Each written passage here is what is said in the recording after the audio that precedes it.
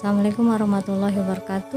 Anak-anak, kita bahas materi kemarin tentang tema dan alat bahan berkarya seni lukis dulu ya. Baik, minggu kemarin Ibu sudah menyimpulkan pendapat teman-teman bahwa tema adalah gagasan, ide, atau pokok pikiran yang ada dalam sebuah karya seni, baik dalam bentuk seni rupa 2 dimensi maupun 3 dimensi. Kemudian kita ada tebak gambar ya. Nah, itu dia kelihatan ya. Nomor 1 itu ternyata adalah kanvas.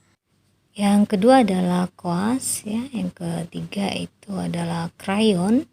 Yang keempat cat air. Yang kelima adalah palet dan yang keenam adalah pisau palet. Alat dan bahan berkarya seni lukis. Yang pertama adalah kanvas. Kanvas merupakan bahan media yang umum dipakai dalam melukis. Kanvas berbahan linen atau berbahan katun. Yang kedua adalah kuas. Nah, kuas ini kalian pasti sudah kenal ya. Alat yang biasa kita gunakan untuk menguas atau mengecat ke media lukisan. Kuas ini beraneka macam ukuran ya dan bentuk. Kita bisa pilih sesuai dengan kebutuhan kita.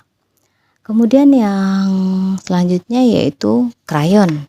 Nah, kalau krayon, Ibu yakin kamu sudah kenal ya, krayon oil pastel terbuat dari pasta minyak yang dicampur dengan pewarna. Krayon ini memiliki sifat lembut, mudah dicampur dan sangat baik dalam proses mixing. Tetapi kelemahannya dia sangat mudah habis dan meninggalkan remehan ya atau kotoran. Kemudian alat dan bahan lain adalah cat air. Nah, ini ciri khas dari seni lukis menggunakan biasanya cat air. Cat air ini ada 3 jenis ya, ada yang berbasis air, berbasis minyak, dan berbasis akrilik. Nah, kalau yang berbasis air itu ada watercolor yang sifatnya transparan dan poster color yang bersifat plakat ya. Jadi warnanya itu akan berbeda. Kemudian bahan utama cat air itu adalah pigmen halus atau serbuk warna yang dicampur dengan gam arabik sebagian bahan bakunya, serta gliserin atau madu untuk menambah kekentalan dan daya rekat pigmen warna ke permukaan bidang gambar. Untuk cat minyak yang berbasis minyak ini terbuat dari partikel pigmen warna yang disuspensi dengan media minyak. Nah, berbeda dengan cat akrilik yang mudah cepat mengering. Cat minyak ini membutuhkan waktu untuk pengeringannya. Cat minyak biasanya memberi efek cerah serta memberikan tekstur yang sangat bagus. Kelemahannya terletak pada baunya yang sangat menyengat. Untuk lukisan cat minyak itu medianya adalah kanvas.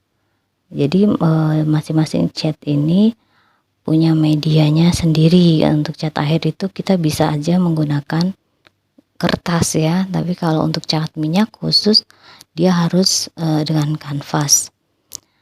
Kemudian cat akrilik terbuat dari plastik berbasis polietilen yang akan mengeras ketika kering. Oke, itu bedanya ya.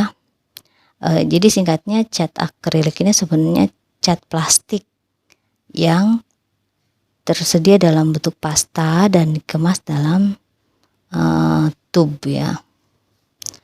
Oke, selanjutnya adalah pisau palet.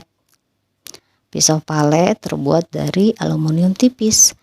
Fungsinya mencampur cat seperti layaknya kuas, memberikan efek-efek goresan pada media lukis. Dan yang terakhir ada palet. Palet itu tempat untuk mencampur cat jenis dan ukuran berbagai warna. Untuk media seperti cat air, palet yang dipakai adalah yang ada lengkungan tempat air. Sedangkan bentuk palet cat minyak itu biasanya bentuknya datar, seperti gambar di atas, dan ada lubang sedikit untuk memegangnya. Selanjutnya kita bahas tentang jenis lukisan dan bahan yang digunakan. Jenis lukisan yang pertama adalah lukisan mozaik. Nah, lukisan mozaik ini adalah teknik menempelkan pecahan atau lempengan kaca yang berwarna-warni pada media lukisan. Bahan yang bisa kita gunakan antara lain pecahan keramik, porselin, potongan kertas, atau bisa juga batu yang berwarna-warni. Kemudian mozaik yang kita pakai dengan potongan-potongan kayu sebagai bahan lukisan biasanya disebut intarsia. Yang kedua adalah lukisan cat air. Bahan yang kita pakai dalam teknik ini adalah cat air yang berbentuk pasta yang dicampur dengan air. Teknik akuarel atau cat air ini adalah melukis dengan sapuan warna tipis sehingga hasilnya transparan. Media untuk bahan cat air ini adalah kertas. Yang ketiga adalah lukisan kaca. Nah, teknik lukisan kaca ini berbahan kaca, timah, kuningan, dan tembaga sebagai penyambungnya. Lukisan kaca ini pertama kali dikembangkan pada zaman Gotik di Eropa sebagai bagian dari arsitektur. Lukisan kaca ini mencapai kegemilangannya pada zaman Renaissance sebagai hiasan pada pintu dan jendela bangunan besar seperti istana dan tempat peribadatan. Di kita di Indonesia, teknik lukisan kaca itu awalnya berkembang sebagai seni industri rumah tangga di Cirebon, Jawa Barat. Yang terakhir adalah lukisan batik.